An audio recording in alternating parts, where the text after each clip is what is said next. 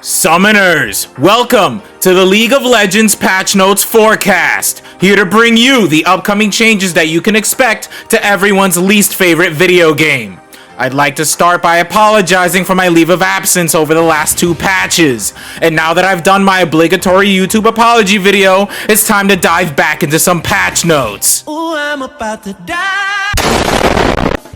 The last time I spoke about Dat Ashe, it was when her passive was getting a buff about 4 patches ago.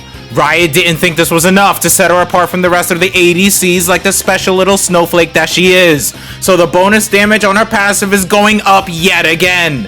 Her W and her ultimate are also getting some damage buffs as well. If they keep this up, Dat Ashe is gonna be too fat to stop. Riot's deciding to bless the saltiest pirate on the Rift this patch. His barrels will now have a scaling cooldown, so he'll be evaporating your ADCs a hell of a lot sooner. Drinking while jungling is not encouraged here on the Rift, and Gragas is the #1 offender. To pay for his crimes, Riot's increasing the cooldown of his passive, so he'll be healing a lot less consistently than before. Since this was his quote-unquote first offense, they're letting him off easy. Kai'Sa's AD per level is going up. That's it. That's all there is. I don't have a joke for this one. Kha'Zix has been the #1 jungler in solo queue for some time now.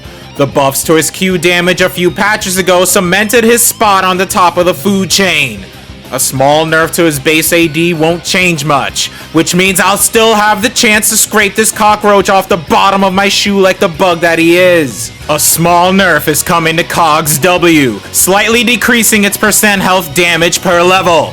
I'm actually glad they didn't nerf anything else, but I also feel like this is the calm before a terrible storm. K'Sante is schmoving a little too well. A man built like a refrigerator should not be playing Mario Kart Double Dash on the Rift. An increase to the cooldown of his E should prevent him from getting first picked by every top laner in the LCS. Huh? Barnacles! What could be worse than a giant paint bubble? Oh, I know. 2 giant paint bubbles! That's right, summoners. Lucian's double auto passive will now proc when an enemy champion is immobilized near him, as well as whenever he receives a heal or a shield, making him a perfect fit for any support. To compensate for this, however, its damage is going down. Lulu. There are very few abilities in this game that make me want to risk it all in a game of Russian roulette, but I have since been told that loading the Magnum with all 6 shots to stop myself from being polymorphed is against the rules.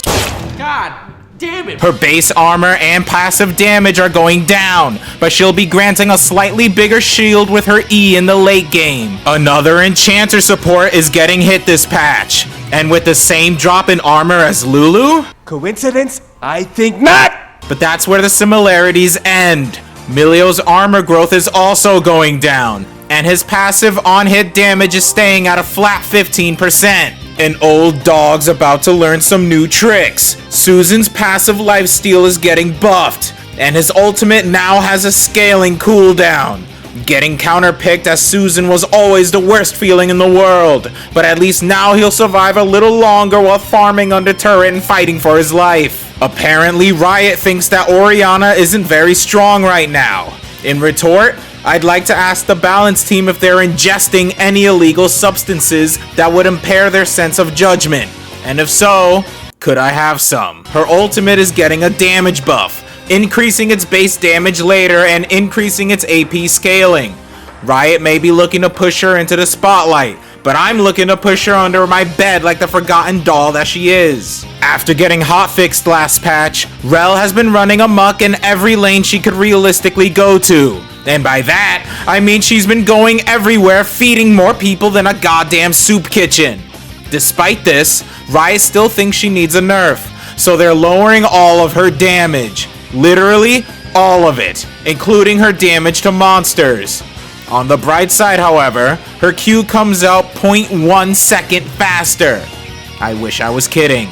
Faker hasn't been too pleased with the state that Ryze has been in lately, so he sent several strongly worded letters over to Riot.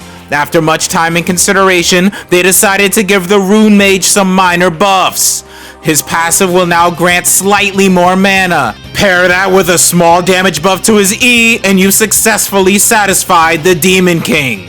After the item changes, I think it's fair to say that Sivir isn't having a good time right now. A damage buff to her W should help push her in the right direction, but to make sure the push isn't too hard, they're decreasing her AD growth. I think I speak for everyone when I say, Kick the baby! Don't kick the baby. Kick the baby. the heal on Yumi's W is going to now scale with her own level, as opposed to her best friend's. The shield value on her E has decreased, and its speed boost is no longer a flat amount. Zeri has been electrifying the Rift a little too well. Triforce paired with a good enchanter makes her unbearably hard to deal with. Thankfully, we have the technology to make her less obnoxious. Zeri's shield stealing passive has been removed in its entirety, and replaced with Q's old passive. Her Q no longer procs Sheen, and her E has a higher crit multiplier. Rumble's passive will be receiving the most changes. Its maximum heat, damage to monsters, attack speed granted, and duration have all been adjusted. His Q is going to do less base damage and more damage to monsters, but don't celebrate just yet, because it now does max HP damage. Building Liandry's never felt so good.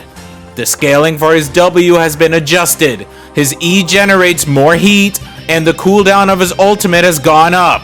The following items have been nerfed or buffed. Pause to look and read because I ain't going over them.